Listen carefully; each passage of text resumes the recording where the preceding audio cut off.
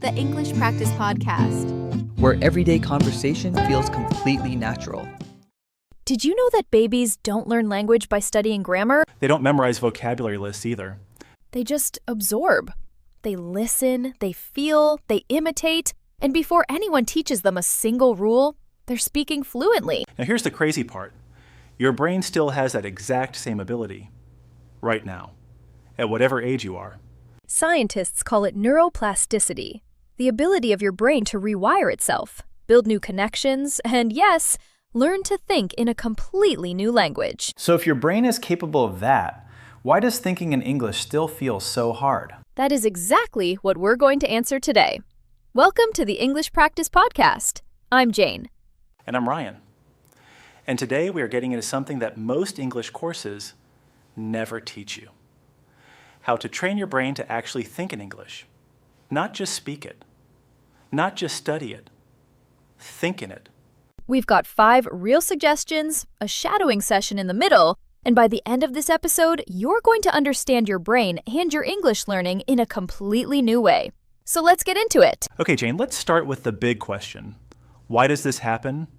You've been learning English for months, maybe years, and yet the moment you need to speak, your brain runs straight back to your native language.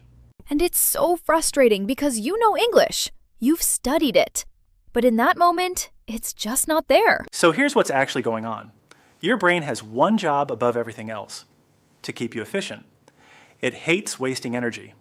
So it always chooses the fastest, most automatic path available. And your native language is that path. It's been practiced since you were a baby. It's instant. It requires almost zero effort. English, on the other hand, if you're still building it, requires your brain to slow down, search for words, check grammar, construct sentences. It's effortful. So your brain isn't being difficult. It's just being efficient. It's choosing the easy road. Exactly. And here's the really interesting part. Research shows that bilingual people don't actually translate between languages. They have 2 separate systems running in their brain. 2 roads, both smooth, both fast. Yeah. And the goal of everything we're talking about today is to build that second road, the English one, until it runs just as fast and just as automatically as your native language. And the way you build it is not by studying more grammar. It's by thinking in English, using English, living in English, even when no one is around. Which leads us perfectly into our 5 suggestions. Ryan, you want to take the first one? Absolutely. Suggestion 1, and this one sounds almost too simple, talk to yourself out loud in English. And before anyone switches off, just hear us out on this one. So here's the idea. When you're alone, cooking, getting dressed, walking somewhere, just narrate what you're doing. In English, out loud. Like, okay, I need to find my keys. Where did I put them last night? Oh, they're on the table. Of course they are. And what makes this so powerful is the zero pressure. There's no one judging you, no one correcting you. It's just you getting comfortable producing English in a relaxed state. Yeah, comfort is everything. Because most learners only speak English in high-pressure moments, a class, a test, a job interview, and then they wonder why it feels so stiff and unnatural. You need to meet English in the relaxed moments too. Okay, suggestion 2 is mine. Change your phone and your apps to English. Ooh, I like this one. So practical. Right? Think about it. You pick up your phone maybe 100 times a day.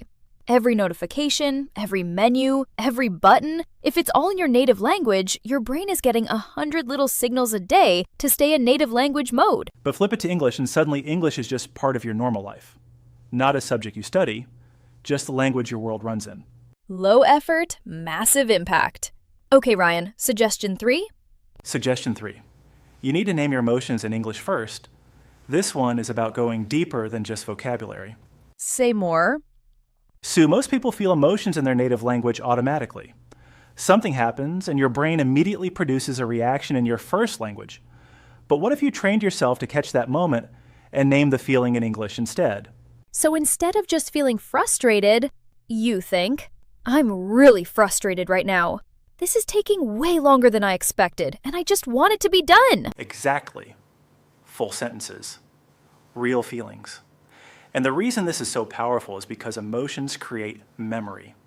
When you connect English to something you actually feel, Your brain holds on to those words so much more strongly than anything you memorize from a textbook. It stops being a foreign language and starts being your language. Okay, suggestion 4. Ask yourself questions in English throughout the day. What kind of questions? Simple, genuine ones. What do I actually feel like eating right now? Am I tired or just distracted? What's the one thing I need to focus on today? Little internal check-ins in English. And what I love about this is that questions demand answers. So your brain can't just passively sit in English. It has to actively produce it. It has to think. And over time, those answers start coming faster. And one day, you realize you didn't translate at all. The thought just came in English. That moment is genuinely exciting when it happens. It really is. And suggestion 5.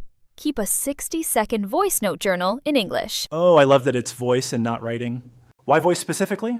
Because when you write, you stop. You delete. You edit. You give yourself time to translate perfectly. But when you speak into a voice note, you have to keep going. You can't backspace. Which is exactly what real conversation feels like. Exactly. So every night, just 60 seconds. Talk about one thing from your day. It doesn't have to be interesting. I had a really boring meeting today. The coffee was good, though. I'm tired and I want to sleep. Done. And then after a few weeks, go back and listen to your first recording. The difference will genuinely shock you. Progress you can actually hear, which is the most motivating thing in the world. All right, 5 incredible suggestions. Should we put them into practice? Shadowing time! Okay, this is my favorite part of every episode. We are going to do some shadowing together. This session has 3 rounds: real-life conversations, thinking out loud, and emotional reactions. Here's how it works. I will say each line naturally first, so you hear the rhythm and the feeling. Then slowly, and that is when you repeat. Try to copy the emotion, not just the words. Ready? Let's go. Round 1, real-life conversations. Listen first. I can't believe it's already Friday. This week went by so fast. Now slowly, repeat after me. I can't believe it's already Friday. This week went by so fast. Listen, you won't believe what happened to me today. I'm still thinking about it. Now slowly. You won't believe what happened to me today. I'm still thinking about it. Round 2, thinking out loud. Listen. Okay, let me think. What's the smartest thing to do here? Slowly repeat. Okay, let me think. What's the smartest thing to do here? Listen, I know I can do this. I just need to take it one step at a time. Slowly repeat. I know I can do this. I just need to take it one step at a time. Round 3, emotional reactions. Listen. Oh, wow, that actually made my day. I needed that. Slowly repeat. Oh, wow, that actually made my day. I needed that. Listen, every single day I practice, my English gets a little bit stronger. Slowly repeat.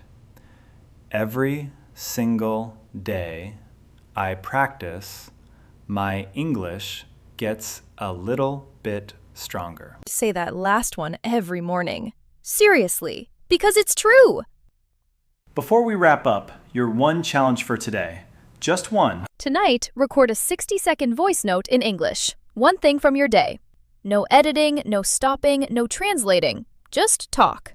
That's it. 60 seconds. Do it tonight. And if you want to go further, pick one of those 5 suggestions and commit to it for just 7 days. See what changes. Quick recap.